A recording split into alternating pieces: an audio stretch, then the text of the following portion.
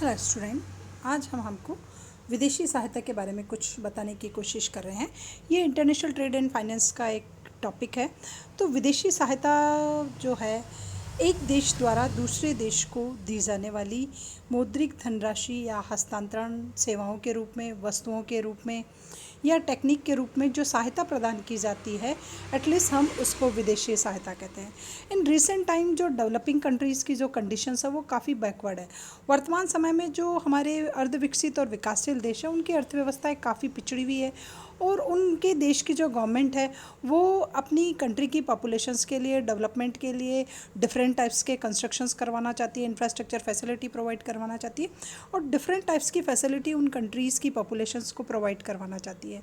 But in country में जो conditions है वो है कि कैपिटल पूंजी की उपलब्धता बहुत कम रहती है, टेक्नोलॉजिकल नॉलेज बहुत कम होती है। इस वजह से, क्योंकि ये जो राष्ट्र होते हैं वो कृषि प्रधान देश होते हैं और एग्रीकल्चर बेस्ड इकोनॉमी में जो इंडस्ट्रियलाइजेशंस की जो रेट होती है वो बहुत स्लो होती है। इस वजह से इन कंट्रीज़ में प्रोडक्शंस की जो रेट होती है वो बहुत लोअर होती है। इन कंट्रीज़ में आप इनकम का लेवल देख लीजिए, वो भी बहुत लो होता है। यहाँ पर सेविंग का लेवल वो भी लो होता है, इन्वेस्टमेंट का लेवल लीजिए वो भी लो होता है। तो इस कंट्री की जो कंडीशंस होती है इन कंट्रीज़ की वो बहुत ज़्यादा क्रिटिकल होती है।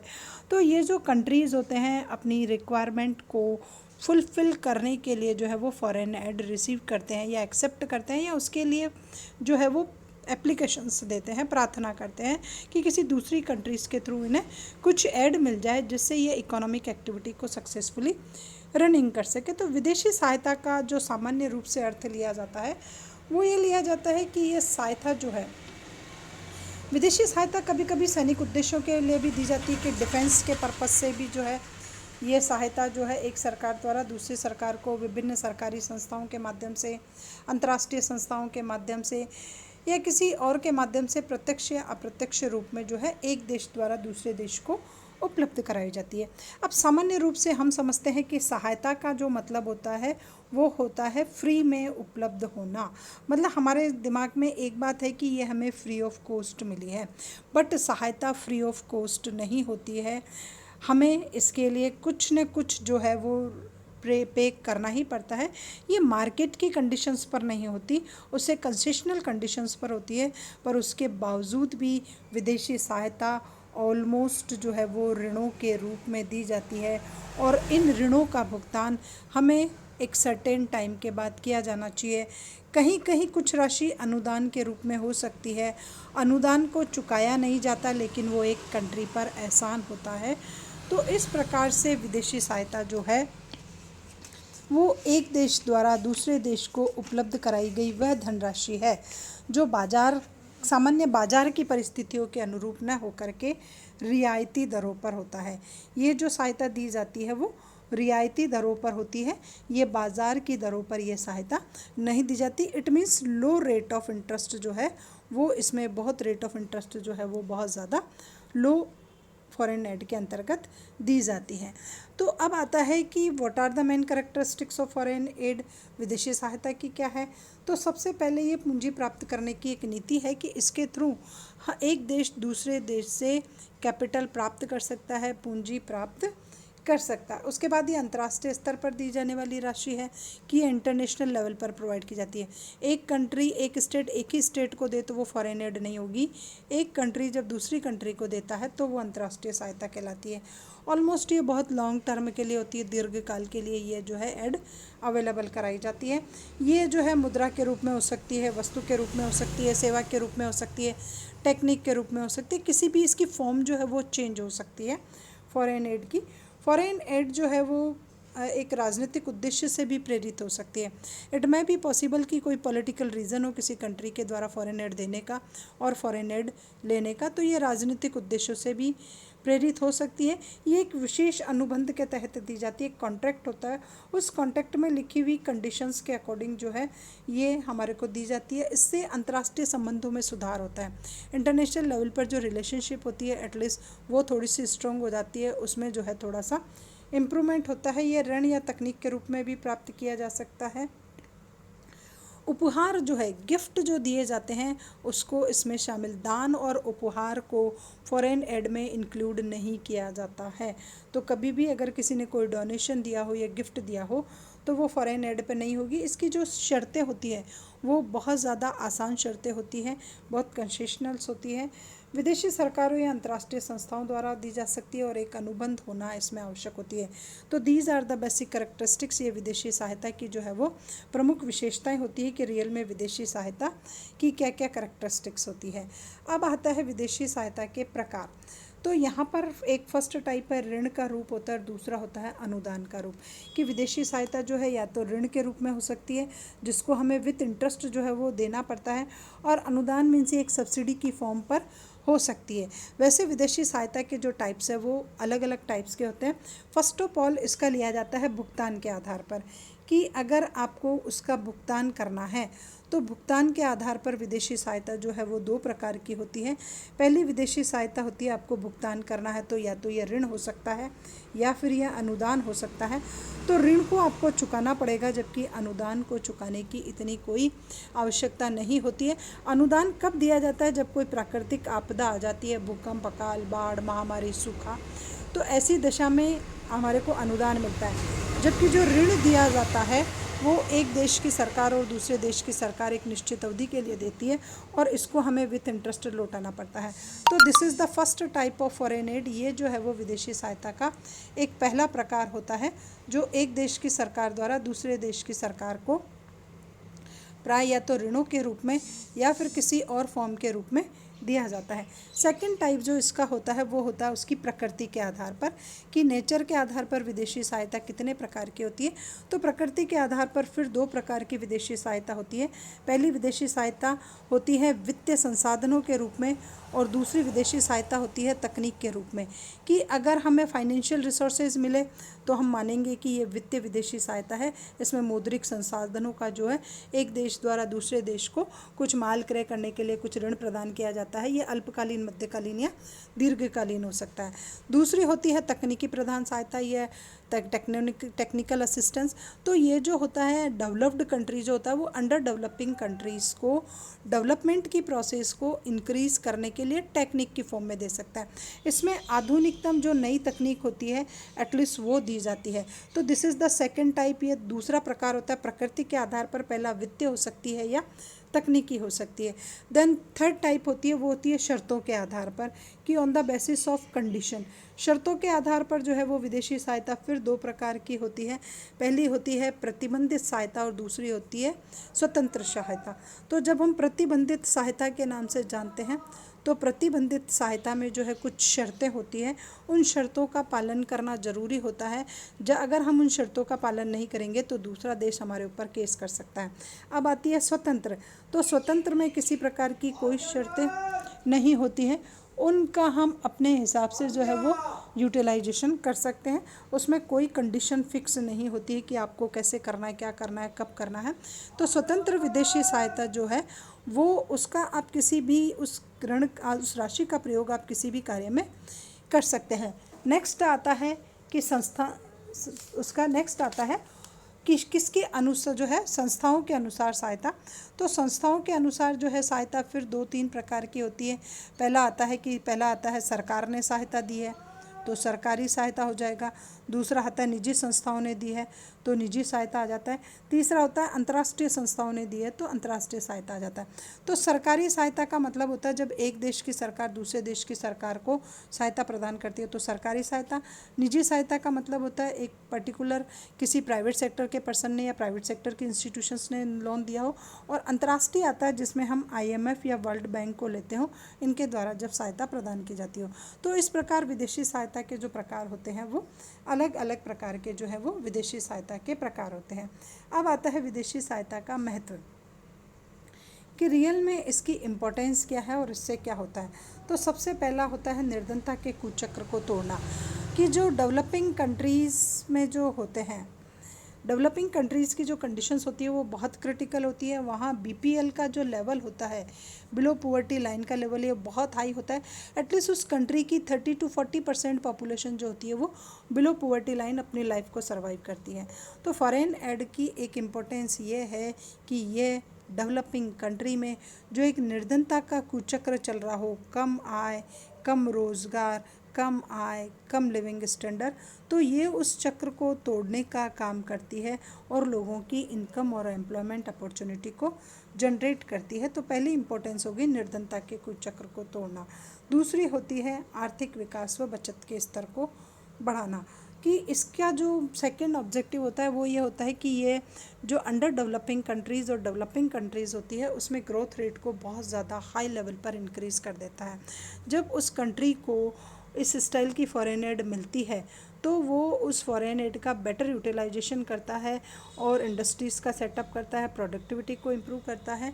तो इकोनॉमिक ग्रोथ रेट जो है वो रैपिड रेट से इंक्रीज़ होती है और लोगों की इनकम इंक्रीज़ होने की वजह से इन कंट्रीज़ में जो सेविंग का लेवल होता है, एटलीस्ट वो बचत का जो स्तर होता है वो भी इम्प्रूव होता है और कंटिन्यूस इंक्रीज़ होना स्टार्ट हो जाता है। तो इसकी इम्पोर्टेंस ये है कि आर्थिक विकास को बढ़ावा देती है। उसके बाद है प्राविधिक ज्ञान को बढ़ावा, कि फॉरेन एड मिलने के बिहाफ पे जो टेक्नोलॉजिकल नॉलेज होती है इन कंट्री में वो इंक्रीज़ होती है। ये जो कंट्री होती है वो हर सेक्टर में, जहाँ पहले ये श्रम प्रधान तकनीक प्रयोग करती थी, परंपरागत ट्रेडिशनल, उससे डेवलपमेंट नहीं बढ़ पा रहा था, तो अब ये जो है कैपिटल इंटेंसिव मेथड को फॉलो करती है, पूंजी प्रधान तकनीक का प्रयोग करती है, अपडेट टेक्निक लेती है, मॉडर्नाइजेशन लाती है। हर फील्ड में new to new technique adapt करने के बिहाफ पे इनकी जो डेवलपमेंट की रेट है, वो इनका जो तकनीकी ज्ञान है वो लगातार बढ़ता जाता है। नेक्स्ट आता है विदेशी विनिमय की दुर्लभता, कि इन कंट्रीज़ में जो बेसिक प्रॉब्लम होती है वो होती है फाइन जो है फॉरेक्स के रिजर्व को लेकर के, कि इन कंट्री में फॉरेन एक्सचेंज जो होती है वो बहुत लोअर अमाउंट में अवेलेबल रहती है। तो फॉरेन एक्सचेंज लोअर अमाउंट में रहने की वजह से इन कंट्रीज़ पर पूरे टाइम एक जो है वो इकोनॉमिक प्रेशर रहता है। लेकिन फॉरेन एड के बिहाफ पे प्रोडक्टिविटी इंप्रूव होती है, ट्रेड बढ़ता है, तो फॉरेन एक्सचेंज के जो रिजर्व हैं एटलीस्ट वो हाई टू हाई हो जाते हैं। उसके बाद है प्राकृतिक संसाधनों का विदोहन, की जो नेचुरल रिसोर्सेज रिच अमाउंट में इन कंट्रीज़ में अवेलेबल रहते हैं, बट वो टेक्निक के अभाव में या फाइनेंशियल रिसोर्सेज के अभाव में उनका एक्सप्लोटेशन नहीं हो पा रहा, उनका यूटिलाइजेशन नहीं हो पा रहा। तो ये जो है फॉरेन एड उनका यूटिलाइजेशन पॉसिबल कर देती है और प्राकृतिक संसाधनों का उचित मात्रा में विदोहन होकर के उस देश के उद्योग धंधों और व्यापार को बढ़ावा देता है। उसके बाद है स्फीति रहित विकास, कि फॉरेन एड जो है वो स्फीति रहित विकास को संभव बना देता है। फॉरेन एड से हमें मनी की सप्लाई तो हमारी कंट्री में इंक्रीज़ होती है, बट वो सेल्फ के रिसोर्सेज से नहीं होती है, हमारे नोट इशू करने से नहीं होती है, बल्कि हमें सहायता मिलने से या हमें ऋण मिलने के कारण मुद्रा की पूर्ति बढ़ती है। तो इसका इतना जो है स्फीतिक प्रभाव जो है हमारी अर्थव्यवस्था पर नहीं पड़ता है, इस वजह से यह स्फीति रहित विकास को जन्म देती है। रोजगार के अवसरों में वृद्धि होती है, क्योंकि देश में उद्योग धंधे तीव्र गति से स्थापित होते हैं, व्यापार बढ़ता है, उत्पादकता बढ़ती है, तो उत्पादन व्यापार बढ़ने की वजह से रोजगार के अवसरों का लगातार सृजन होता जाता है, जिससे बेरोजगारी की समस्या का समाधान होता है। उसके बाद है घरेलू उद्योगों जो है घरेलू उपभोग के स्तर में भी चेंज आ जाता है, कि जो हम जो कंजम्पशन कर रहे थे वो पहले हम अच्छी क्वालिटी की कमोडिटीज़ हमें अवेलेबल नहीं हो रही थी, कुछ ही प्रकार की वस्तुओं का उपभोग कर रहे थे। वैरायटी ऑफ कमोडिटी जो है एक कंज्यूमर को कंजम्पशन के लिए मिलती है, तो एटलीस्ट उसका भी विकास होता है और उसको भी विभिन्न प्रकार की वस्तुओं को कंजम्पशन करने के लिए जब उसको मिलता है तो उसके स्तर में भी वृद्धि होती है। उसके बाद है भुगतान संतुलन का संतुलित रहना, कि फॉरेन एड के बिहाफ पे हमारा जो बीओपी है बैलेंस्ड हो जाता है, क्योंकि जब हमारे यहाँ इंडस्ट्री का सेटअप होता है, लगातार उद्योग धंधे लग रहे हैं, उद्योग धंधे लगने से हमारा लगातार उत्पादन बढ़ रहा है, उत्पादन बढ़ने की वजह से हमारा व्यापार बढ़ रहा है और व्यापार में एक अंतर्राष्ट्रीय व्यापार भी आता है, तो इससे हमारा अंतर्राष्ट्रीय व्यापार लगातार बढ़ता जा रहा है। तो अंतर्राष्ट्रीय व्यापार बढ़ने से देश में जो विदेशी विनिमय या विदेशी मुद्रा है उसके भंडारों में लगातार वृद्धि होती जा रही है। तो जब हमारे पास हमारे एक्सपोर्ट कंटिन्यूस हाई होंगे, जब हमारा व्यापार बढ़ रहा है तो व्यापार में क्या होगा, एक्सपोर्ट तो होगा हाई और हमारा इंपोर्ट होगा लोअर, तो इस वजह से जो कंट्री का बीओपी होगा एटलीस्ट वो एक बैलेंसिंग लेवल पर जो है वो आने की कोशिश में रहेगा। उसके बाद है यहाँ पर कि नई औद्योगिक इकाइयों की स्थापना, कि हमारी कंट्री में जो कंटिन्यूस जो है वो न्यू टू न्यू इंडस्ट्रीज़ का सेटअप होगा। फॉरेन एड मिलने के कारण हमारे यहाँ हर प्रकार के उद्योग धंधे होंगे, आधारभूत उद्योग धंधे होंगे, लघु उद्योग धंधे होंगे, कुटीर उद्योग धंधों की स्थापना देश में होगी। विभिन्न प्रकार की वस्तुओं और सेवाओं का उत्पादन जो है वो देश में संभव हो जाएगा। तो औद्योगिक इकाइयों की लगातार स्थापना होना भी एक फॉरेन एड का एक महत्व है। उसके बाद है विद्यमान उद्योगों की कुशलता में वृद्धि होना, कि जो भी है नई हमारी औद्योगिक इकाइयाँ हैं उनकी एफिशिएंसी इम्प्रूव हो जाती है। एफिशिएंसी क्यों इम्प्रूव होती है? कि उनको अब जो टेक्निक्स है वो अपडेट टेक्निक मिल रही है, तो इस वजह से उनकी प्रोडक्टिविटी जो है उसमें सुधार होगा, उनकी उत्पादन क्षमता बढ़ेगी, उनकी एफिशिएंसी बढ़ेगी, स्किल बढ़ेगी। तो नई विद्यमान जो औद्योगिक इकाइयाँ हैं वो कुशलतापूर्वक पहले से ज़्यादा जो है वो उत्पादन करने लगेगी। अब है सरकारी राजस्व में वृद्धि, कि गवर्नमेंट की जो रेवेन्यू है एटलीस्ट वो रेवेन्यू भी है अब कंटिन्यूस इंक्रीज़ होगी, क्योंकि अगर हम प्रोडक्शंस हाई कर रहे हैं तो गवर्नमेंट को टैक्स भी पे करेंगे हाई। जब हम गवर्नमेंट को टैक्स हाई पे कर रहे हैं तो गवर्नमेंट की जो इनकम है एटलीस्ट उसमें भी रैपिड रेट से चेंज आएंगे और इनकम भी बहुत रैपिड रेट से इंक्रीज़ होगी। तो सरकारी आय में वृद्धि होगी, एक्सपोर्ट इंपोर्ट बढ़ेगा। जब हमारा ट्रेड बढ़ेगा तो ट्रेड बढ़ने, व्यापार बढ़ने की वजह से भी डिफरेंट टाइप्स के टैक्स गवर्नमेंट को देने पड़ेंगे। तो इस प्रकार इतने टैक्स देने से भी गवर्नमेंट की रेवेन्यू जो है वो इंक्रीज़ हो जाएगी। उसके बाद है जीवन स्तर में सुधार, कि जनता के जीवन स्तर में सुधार होगा। जनता का जीवन स्तर क्यों सुधरेगा? क्योंकि उसको विभिन्न प्रकार की जो है वो विदेशी वस्तुएं उपभोग के लिए मिलेगी, और विभिन्न प्रकार की वस्तुएं जब उपभोग के लिए मिलती है तो हमारा लिविंग स्टैंडर्ड जो है वो अपने आप मेंटेन होने की कोशिश करता है। उसके बाद आता है कि आधारभूत संरचना का विकास। तो फॉरेन एड के बिहाफ पे हमारे यहाँ रोड्स का कंस्ट्रक्शंस होगा, सड़कें बनेगी, नहरें बनेगी, बांध बनेंगे, पुल बनेंगे, पानी की सुविधा बढ़ेगी, बिजली होगी, संचार के साधन होंगे नए से नए। तो इस प्रकार इंफ्रास्ट्रक्चर फैसिलिटी जो है वो स्ट्रॉन्ग से स्ट्रॉन्ग लेवल पर होगी और उसमें रैपिड रेट से इम्प्रूवमेंट होगा। उसके बाद है कैपिटल फॉर्मेशन, कि कैपिटल फॉर्मेशन हाई क्यों होगा? कि ट्रेड बढ़ने के बिहाफ पे जैसे ही कंट्री का व्यापार बढ़ा, एम्प्लॉयमेंट अपॉर्चुनिटी बढ़ी। जब हमें रोज़गार मिला तो रोज़गार से क्या हुई? आय बढ़ी, आय से हमारी बचतें बढ़ी, और बचतों से जो है वो विनियोग का स्तर सुधरेगा। तो कैपिटल फॉर्मेशन की जो रेट है कंट्री में वो हाई टू हाई होने लग जाएगी। उसके बाद है कहीं कहीं प्रदर्शन प्रभाव देखने को भी मिलता है विदेशी सहायता में, कि जो कंट्री दे रही है वो एक डेमोन्स्ट्रेटिव इम्पैक्ट जो है दूसरी कंट्री पर डालती है, वो अपना प्रभुत्व कायम करने की कोशिश करती है, उस देश को अपने हिसाब से चलाने की कोशिश करती है। तो ये भी एक जो है, हालांकि ये बैड इम्पैक्ट है बट है तो सही, अच्छा प्रभाव है कि आपका प्रभुत्व बढ़ रहा है। उसके बाद आता है सांस्कृतिक संबंध, कि हमारे कल्चरल रिलेशनशिप उस कंट्री के साथ जो है वो मजबूत से मजबूत हो जाएंगे, क्योंकि उस देश ने हमें क्या दी है? सहायता दी है। इस वजह से हम उसके कभी भी उसके विपक्ष में जाकर के खड़े होने की कोशिश नहीं करेंगे। तो अंतर्राष्ट्रीय स्तर पर अच्छे सांस्कृतिक संबंधों का विकास होगा। अब है विदेशी सहायता के दोष, कि रियल में हम इतना देख रहे हैं कि फॉरेन एड की इतनी ज़्यादा इम्पोर्टेंस है बट इसकी कुछ डीमेरिट्स भी है। तो इसके दोष को हमने दो भागों में बांटा है, आर्थिक और राजनीतिक, कि इन 2 सेक्टर्स में इसकी क्या क्या डीमेरिट्स है। तो सबसे पहला आता है कि घरेलू पूंजी के साथ प्रतिस्पर्धा, कि फॉरेन एड के बिहाफ पे जो हमें कैपिटल मिलती है, जो हमें पूंजी मिलती है, वो पूंजी हमारे देशी पूंजी से प्रतिस्पर्धा करती है। क्यों?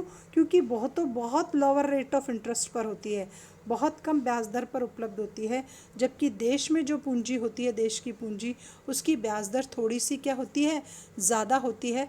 तो इन दोनों में फिर कंपटीशन स्टार्ट हो जाता है। देशी पूंजी और विदेशी पूंजी ये थोड़ी सी महंगी पड़ती है, जबकि ये थोड़ी सी सस्ती पड़ती है।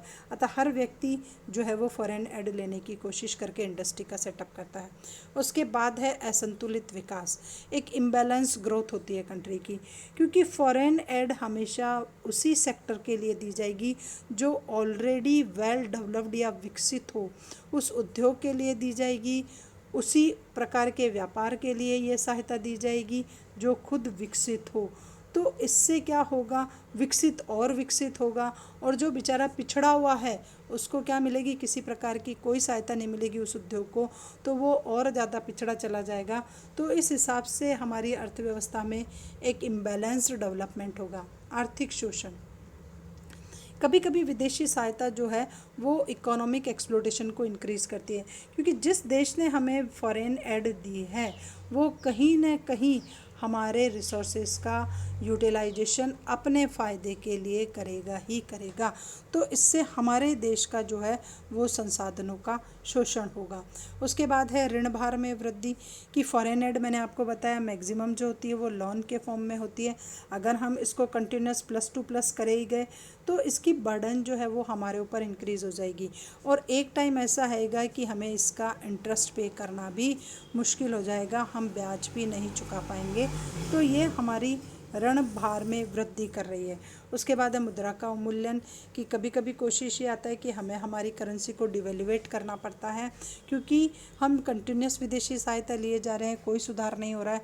तो फिर सरकार क्या करती है, डिवेल्युएशन कर देती है, और डिवेल्युएशन करने से हम सोचते हैं कि हमारे एक्सपोर्ट इंक्रीज़ होंगे, हमारे प्रोडक्ट की मांग बढ़ेगी, पर इसका एक बैड इम्पैक्ट आता है कि हमारी करेंसी की वैल्यू जो है वो इंटरनेशनल लेवल पर लोअर होते ही हमारी गुडविल गिर जाती है। आर्थिक सत्ता का केंद्रीकरण, फॉरेन एड ऑलमोस्ट उसी इंडस्ट्री को मिलती है, मैंने आपको पहले ही बताया, जो पहले से ही वेल डेवलप्ड हो, जो सेक्टर, जो इंडस्ट्री, जो ट्रेड ऑलरेडी वेल डेवलप्ड होता है उसी को सहायता मिल रही है। तो इससे सारे रिसोर्सेज का सेंट्रलाइजेशन आकर के उसी इंडस्ट्री पे हो जाएगा, उसी सेक्टर पे हो जाएगा, या उसी स्टेट पे हो जाएगा जो स्टेट ऑलरेडी वेल डेवलप्ड है। तो इससे जो है वो रिसोर्सेज का सेंट्रलाइजेशन, आर्थिक सत्ता का केंद्रीकरण होगा। उसके बाद है अनिश्चितता की समस्या, कि फॉरेन एड तभी नहीं मिलेगी जब आपकी आवश्यकता हो, इसको मिलने में या इसको स्वीकृत होने में भी कुछ समय लग जाता है। तो इसमें क्या रहती है, एक अनिश्चितता रहती है, अनसर्टेनिटी रहती है, कब मिलेगी, कितनी मिलेगी, ये आप कुछ भी नहीं कह सकते हो। तो एक अनसर्टेनिटी एनवायरनमेंट में अवेलेबल रहती है। उसके बाद है पूंजी निर्माण की धीमी दर, इससे क्या हो जाता है, हम हमेशा फॉरेन एड पर ही हमारी जो निर्भरता है वो निर्भरता बढ़ जाती है, और हम बचत करने की देश में कोशिश भी नहीं करते, और न ही हम विनियोग करने की कोशिश करते हैं। हम सोचते हैं सहायता मिल जाएगी तो उद्योग धंधा लगा लेंगे। तो हमारे यहाँ जो कैपिटल फॉर्मेशन की जो रेट है वो लोअर टू लोअर होती जाती है। नेक्स्ट आता है अनुकूल परिस्थितियों का साथी, कि फॉरेन एड जो है वो एक फेवरेबल वेदर कंडीशंस का फ्रेंड है। आपकी परिस्थितियाँ अच्छी है, आपकी कंडीशन अच्छी है, तो कोई भी देश आपको फॉरेन एड देने को तैयार हो जाएगा। लेकिन अगर आपकी परिस्थितियाँ प्रतिकूल है तो आपको कहीं से भी विदेशी सहायता नहीं मिलेगी। तो कहते हैं कि यह जो है वो अनुकूल परिस्थितियों का ही साथी है। उसके बाद है अपव्यय की आशंका, कि जब हमें ज़्यादा ऐड मिल जाती है, कहीं से सब ज़्यादा पैसा आ जाता है, तो हम उसका मिसयूज़ करने लगते हैं, अपव्यय करने लगते हैं। हमारे अनावश्यक जो खर्चे हैं एटलीस्ट वो हमारे खर्चे क्या होते हैं, बढ़ जाते हैं, क्योंकि एक तो हमें मुफ्त में मिली है, हमें बहुत कम ब्याज दर पर मिली है, इस वजह से हम उस सहायता का जो है वो उचित सदुपयोग नहीं कर पाते हैं। उसके बाद है निर्यातों पर प्रतिबंध, कि जिस कंट्री ने हमें फॉरेन एड दी है कभी कभी वो हमारे एक्सपोर्ट पर भी जो है वो बाउंडेशन लगा देती है, कि एक्सपोर्ट या तो उसी कंट्री को करने पड़ेंगे जिसने हमें सहायता दी है, या उसके अनुसार करने पड़ेंगे। उसके बाद आता है साहस में कमी, एंटरप्रेन्योरशिप जो है इससे डाउन टू डाउन हो जाती है, क्योंकि अनसर्टेनिटी रहने से कोई भी इंडस्ट्री का सेटअप करने को तैयार नहीं होता है। उसके बाद है इसके राजनीतिक दोष, कि रियल में क्या राजनीतिक दोष है। तो सबसे पहला देश की सुरक्षा को खतरा, कि अगर हमने एक्सेस में फॉरेन एड ले रखी है तो ये मान के चलो कि हमारी सुरक्षा को खतरा है, क्योंकि उस कंट्री का इंटरफेयर हर सेक्टर में बहुत ज़्यादा इंक्रीज़ हो जाएगा। उसको हमें सारी बातों की जानकारी देनी पड़ेगी कि हमारे ये हो रहा है, इस कंट्री में, इस सेक्टर में ऐसा हो रहा है। तो इससे हमारी सुरक्षा को खतरा पहुंच सकता है। उस कंट्री के पास हमारे सारी नॉलेज जो है, हमारी सारी इंफॉर्मेशन उसके पास होगी। उसके बाद है राजनीतिक अस्थिरता, कि ज़्यादा अगर फॉरेन एड एक्सेप्ट कर ली तो कभी कभी ये होता है कि वो कंट्री खुद ही आकर के उस देश पर जो है वो रूलिंग पार्टी के रूप में काम करने लग जाती है, तो इससे पॉलिटिकल इनस्टेबिलिटी रहती है, अस्थिरता रहती है। उसके बाद है राजनीतिक विचारधारा का प्रसार, कि जिस कंट्री ने फॉरेन एड दी है एटलीस्ट वो कंट्री अपनी आइडियोलॉजी, अपने ओपिनियन, अपनी विचारधारा को उस देश में ज़रूर पहुंचाएगी या ज़रूर लागू करने की कोशिश करेगी जिसने उससे फॉरेन एड ली है, तो इससे विदेशी विचारधारा का प्रसार होगा। उसके बाद आता है पक्षपातपूर्ण व्यवहार, कि फॉरेन एड जो होती है वो जो बैकवर्ड कंट्रियां हैं उन्हें बहुत कम मिलती है, डेवलपिंग को फिर मिल जाती है, और डेवलप्ड को फॉरेन इंस्टीट्यूशन ज़्यादा से ज़्यादा ऐड दे देता है। उसके बाद आता है शर्त युक्त, की कभी कभी ये जो होती है बहुत शर्तों के साथ मिलती है, कुछ शर्तें ऐसी जोड़ दी जाती है कि उनको पूरा करने के बाद ही आपको सहायता मिलेगी। तो इस प्रकार की कंडीशनल बेस जो होती है वो थोड़ी सी किसी कंट्री के डेवलपमेंट के लिए बेटर नहीं है। अब आता है विदेशी सहायता का प्रभाव। तो अनुकूल और प्रतिकूल दो प्रकार के प्रभाव पड़ते हैं। तो सबसे पहला विदेशी सहायता का जो वो प्रभाव पड़ा वो पड़ा कि पूंजी की आवश्यकता की पूर्ति, कि जो कैपिटल एटलीस्ट हमें चाहिए थी उस कैपिटल की रिक्वायरमेंट को फॉरेन एड फुलफ़िल कर देता है। कुछ तो हमारे खुद के संसाधन होते हैं और कुछ हमें जब दूसरी जगह से मिल जाते हैं तो हमारी पूंजी की आवश्यकता की पूर्ति हो जाती है, और एक सप्लीमेंट्री जो है कैपिटल उसके रूप में ये काम करने लग जाता है। उसके बाद उद्योगों का विकास, कि न्यू से न्यू इंडस्ट्री का सेटअप होता है फॉरेन एड के बिहाफ पे। वैरायटी ऑफ इंडस्ट्री जो एग्जिस्टिंग इंडस्ट्री है एटलीस्ट उनका डेवलपमेंट पॉसिबल हो सकता है, क्योंकि हम उनको एक अपडेट टेक्निक दिला देते हैं जिससे वो विकास करते हैं। नए उद्योगों की स्थापना, कि कंट्री में न्यू टू न्यू इंडस्ट्रीज जो होती है उनका कंटिन्यूस सेटअप होता है। टेक्नोलॉजिकल डेवलपमेंट हो जाता है, हम अपडेट टेक्निक को जो है वो यूटिलाइजेशन करना स्टार्ट कर देते हैं। जो कॉस्टली अपडेट और मॉडर्न टेक्निक हम पहले यूज़ नहीं कर पा रहे थे अब कर पाते हैं। उसके बाद विदेशी राष्ट्रों से हमारे संबंध सुधर जाते हैं, क्योंकि बार बार विदेशी सहायता लेने और विदेशी सहायता देने से उस कंट्री के साथ हमारी रिलेशनशिप जो होती है वो बहुत स्ट्रांग हो जाती है। उसके बाद है कि इन्वेस्टमेंट रेट चेंज हो जाती है। जैसे ही फॉरेन एड मिली, इंडस्ट्री का सेटअप हुआ, एम्प्लॉयमेंट बढ़े, सेविंग इन हुई, तो इन्वेस्टमेंट का लेवल जो होगा एटलीस्ट वो भी इंक्रीज़ हो जाएगा। प्राइस में स्टेबिलिटी रहती है, क्योंकि इस करेंसी का हमारे इन्फ्लेशन पे, स्फीति पर किसी प्रकार का कोई प्रभाव नहीं पड़ता है। इस प्रकार की सहायता से देश में स्फीति पैदा ही नहीं होती है, इसलिए मूल्यों में स्थिरता रहती है, कीमतें जो है वो नहीं बढ़ पाती। उसके बाद आता है परिवहन व संचार के साधनों का विकास, कि देश में फॉरेन एड के बिहाफ पे इंफ्रास्ट्रक्चर फैसिलिटी को हम स्ट्रॉन्ग कर सकते हैं। कम्युनिकेशन और ट्रांसपोर्टेशन की फील्ड में अपडेट टेक्निक्स वाले जो है मीन्स उनको हम सक्सेसफुली रनिंग कर सकते हैं, ऑपरेट कर सकते हैं।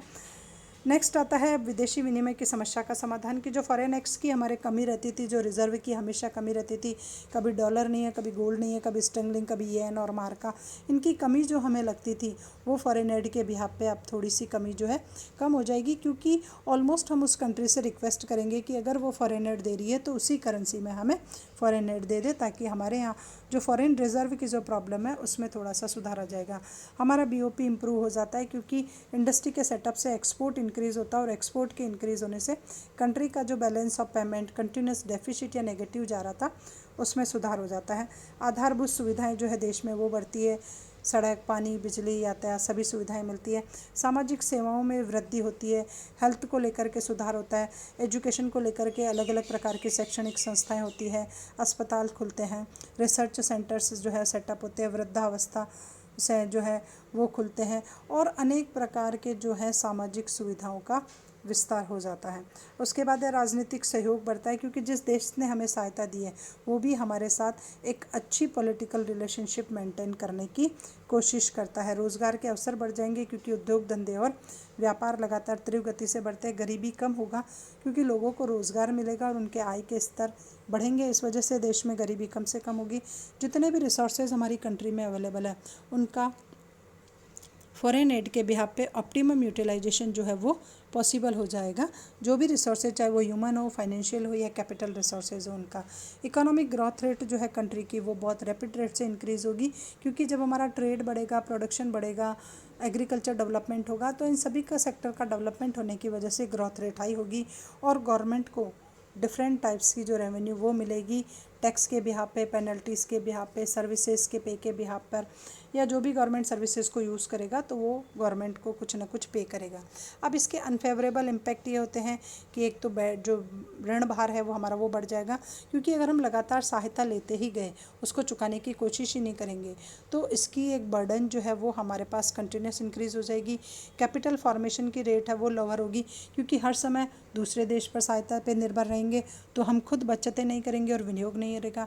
नियंत्रण में कमी हो जाएगी, क्योंकि जिस कंट्री ने फॉरेन एड दी है एटलीस्ट वही उस इंडस्ट्री को, उस सेक्टर को कंट्रोल करेगी, तो हमारा कंट्रोल कहीं ना कहीं उस सेक्टर से चला जाएगा।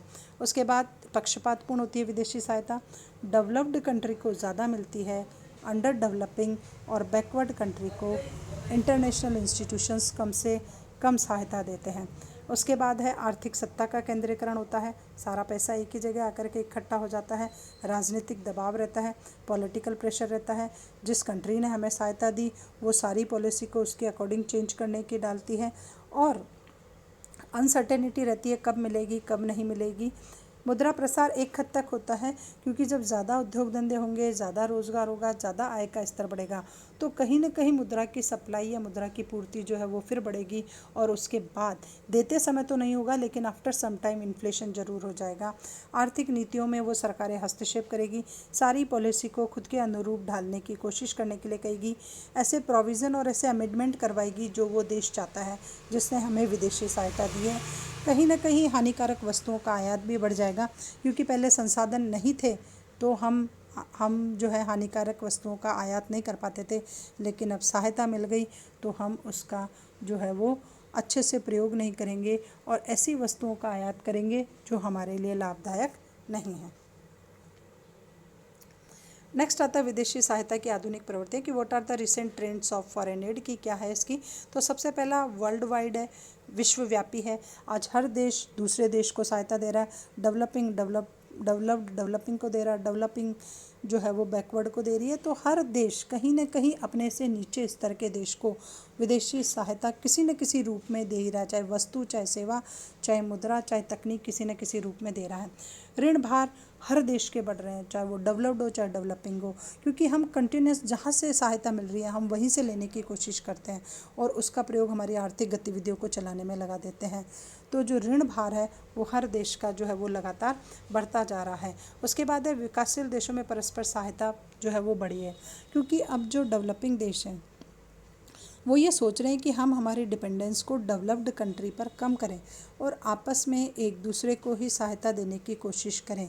तो विकासशील देश जो हैं वो पारस्परिक रूप में एक दूसरे को सहायता दे करके और अपना काम चला रहे हैं। आवेदक देशों की संख्या में इंक्रीज़ हुआ है। इंटरनेशनल इंस्टीट्यूशंस के द्वारा जो विदेशी सहायता दी जा रही है उसमें लगातार आवेदक देशों की संख्या बढ़ती जा रही है। डिफरेंट टाइप्स की कंट्रीज जो है वो एप्लीकेशन देती है कि हमें इस साल इतनी सहायता चाहिए। कुछ देश ऐसे भी हैं जो सहायता का विरोध कर रहे हैं। वो कहते हैं कि जो साधन हमारे पास है हमें उसी का प्रयोग कर करके आगे बढ़ना चाहिए। हमारी निर्भरता जो दूसरों पर है एटलीस्ट उसे हमें कम करने का प्रयास करना चाहिए। फिर है ऋण सेवाओं के भार में वृद्धि, कि इसका जो चार्ज है, इसकी जो रेट ऑफ इंटरेस्ट है वो कंटिन्यूस बढ़ती जा रही है। तो इसका जो प्रभार उत्पन्न हो रहा है देशों पर, कभी कभी तो कुछ सालों में जाकर के वो ऋण की मात्रा के बराबर भी हो जाता है। उसके बाद है विदेशी सहायता का घटता प्रतिशत, कि आज कोई भी देश दूसरे देश को मुफ्त में, फ्री में, अनुदान के रूप में सहायता नहीं देता है। मैक्सिमम सहायताओं का जो रूप होता है वो ऋण ही होता है। अब आता है सुझाव, कि विदेशी सहायता में कुछ सुझाव दिए गए कि हमें इसका मितव्ययी प्रयोग करना चाहिए। जहाँ ज़रूरत हो, जितनी ज़रूरत हो, जितनी आवश्यकता हो, एटलीस्ट उसी के अकॉर्डिंग हमें इसका यूटिलाइजेशन किया जाना चाहिए। हर देश की गवर्नमेंट को चाहिए कि वो अपने एक्सपोर्ट को प्रमोट करे, निर्यातों को बढ़ाए, क्योंकि जितने ज़्यादा निर्यातों को बढ़ाएंगे उतनी ही ज़्यादा उस कंट्री की इनकम इंक्रीज़ होगी। जो भी संसाधन उस देश में उपलब्ध हैं एटलीस्ट उस देश की सरकार को उन संसाधनों का अधिकतम सदुपयोग करना चाहिए, जिससे उसमें आर्थिक गतिविधियों का संचालन सुचारू रूप से हो सके और उस देश की सरकार को विदेशी सहायता की आवश्यकता ही नहीं पड़े। उसके बाद शर्त रहित सहायता को ज़्यादा जोर दिया जाना चाहिए। जो सहायता शर्तों के साथ मिले उसे कभी भी एक्सेप्ट नहीं करना चाहिए, क्योंकि शर्त रहित सहायता मिलने पर आप उसका उस सेक्टर में प्रयोग करेंगे जहां उसकी रिक्वायरमेंट ज़्यादा है या उस कंट्री को उसकी रिक्वायरमेंट ज़्यादा है, तभी आप उसका प्रयोग कर पाएंगे। फॉरेन एड जो है वो लॉन्ग टर्म के लिए अवेलेबल होनी चाहिए, क्योंकि आपने आज दिया और अगर आप उसको कल वापस मांग लेते हो तो उसका यूटिलाइजेशन ही नहीं होता है। तो एटलीस्ट ये लॉन्ग टर्म होनी चाहिए, 25 to 50 ईयर्स तक की होनी चाहिए, ताकि उसका अच्छे से सदुपयोग करके उसको रिटर्न करने के काबिल वो देश बन सके। उसके बाद तकनीक का विकास करना चाहिए, टेक्नोलॉजिकल जो है उसका एक्सपेंशन होना चाहिए। जितनी ज़्यादा अपडेट टेक्निक का इंटरनेशनल लेवल पर एक्सपेंशन होगा उतना ही हर देश का विकास बहुत ज़्यादा होगा। गवर्नमेंट को करारोपण प्रणाली को सुधार करना चाहिए, प्रोग्रेसिव टैक्स सिस्टम को थोड़ा देना चाहिए। जो व्यक्ति खुद तरक्की कर रहा है सरकार उससे कर लेती जा रही है, तो ये थोड़ा सा गलत लगता है कहीं कहीं। उसके बाद गवर्नमेंट को सेविंग को प्रमोट करना चाहिए, अट्रैक्टिव स्कीम्स लॉन्च करनी चाहिए, ताकि देश की जनता का पैसा भी बाहर निकल करके आए और उसका यूटिलाइजेशन इकोनॉमिक डेवलपमेंट में हो सके, उससे आर्थिक गतिविधियों का संचालन किया जा सके, उसका प्रयोग कर करके विदेशी सहायता की निर्भरता को कम किया जा सके। उसके बाद ऋण सेवा के भार में कमी होनी चाहिए कि जो रेट ऑफ इंटरेस्ट है एटलीस्ट उसको कुछ हद तक तो रिड्यूस किया जाना चाहिए, ताकि ये डेप्ट की बर्डन लोअर टू लोअर रहे। अंतर्राष्ट्रीय स्तर पर सहयोग को बढ़ाना चाहिए। एक देश दूसरे देश के साथ सहयोग से काम करेगा तो सहायता की ज़रूरत ही नहीं पड़ेगी, थोड़े से टाइम मदद दी वापस ले ली, काम हो जाएगा। उद्योग धंधों की स्थापना पर देश को लगातार ध्यान देना चाहिए। तो this is all about foreign aid. Please like and subscribe my channel.